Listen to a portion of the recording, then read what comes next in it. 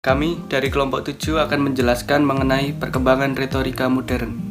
Retorika merupakan ilmu berbicara yang diperlukan oleh setiap orang. Retorika pada dasarnya dianggap sebagai ilmu tentang berbicara yang sangat diperlukan orang-orang di kehidupan sehari-hari. Retorika sebagai seni dalam berbicara telah berkembang selama kurang lebih 2000 tahun. Dalam perkembangannya, retorika juga pernah mengalami masa suram karena tidak ada perkembangan yang berarti. Akan tetapi, retorika dibangkitkan kembali dengan pemikiran-pemikiran baru yang mampu mengangkat dari masa suram yang terjadi, yaitu dengan lahirnya retorika modern.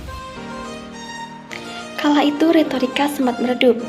Namun pada masa Renaissance, yaitu sekitar abad 15 Masehi sampai dengan 18 Masehi, retorika kembali dianggap berarti.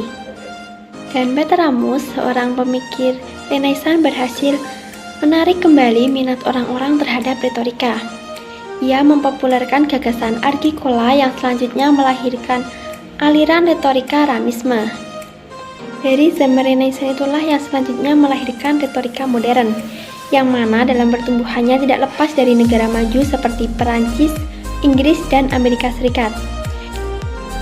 Kemudian memasuki abad 20, retorika modern mengalami pergeseran ke arah aliran-aliran yang mendasarinya.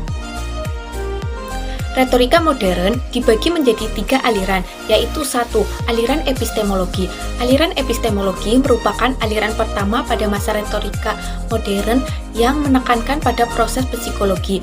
Aliran ini membahas tentang teori pengetahuan yang mengkaji tentang asal-usul, sifat, tata cara, dan batasan-batasan manusia. Aliran yang kedua yaitu Belles Lettres. Menurut Huxley 1718 sampai 1800, aliran ini menjelaskan hubungan antara retorika, sastra, dan kritik. Aliran yang ketiga yaitu aliran elokusionis. Pada aliran ini lebih ditekankan pada teknik penyampaian pidato. Pembicara tidak boleh melenceng dan mengarahkan pandangannya langsung ke arah pendengar serta menjaga ketenangannya. Saya akan menjelaskan tentang tokoh-tokoh retorika modern.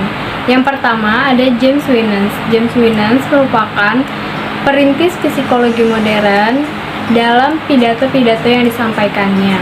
Karyanya yang berjudul Public Speaking dan terbit tahun 1917 mempergunakan teori psikologi William James dan E.B. Titchener. Winans mendefinisikan persuasi sebagai proses menumbuhkan perhatian yang memadai baik dan tidak terbagi terhadap proposisi-proposisi. Yang kedua ada Charles Henry Woolbert. Karya Woolbert yang terkenal adalah buku berjudul The Fundamental of Speech. Bagi Woolbert, proses penyusunan pidato adalah kegiatan seluruh organisme. Pidato adalah ungkapan kepribadian. Dalam penyusunan pidato, menurut Woolbert, yang harus diperhatikan adalah 1. Teliti tujuannya. 2. Ketahui halayak dan situasinya. Ketiga, tentukan proposisi yang cocok dengan halayak dan situasi tersebut. Keempat, pilih kalimat-kalimat yang dipikirkan secara logis. Yang ketiga ada William Norwood Briggs. Briggs menekankan faktor keinginan atau desire sebagai dasar persuasi. Menurut Briggs, persuasi meliputi 4 unsur. 1.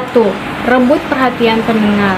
Kedua, usahakanlah pendengar untuk mempercayai kemampuan dan karakter Anda. Ketiga, dasarkanlah pemikiran pada keinginan. Dan keempat, kembangkanlah setiap gagasan sesuai dengan sikap pendengar. Yang keempat ada Alan Monroe. Karya Monroe yang terkenal adalah bukunya yang berjudul Principles and Types of Speech. Jasa Monroe yang terbesar adalah cara organisasi pesan. Menurut Monroe, pesan harus disusun berdasarkan proses pemikiran manusia.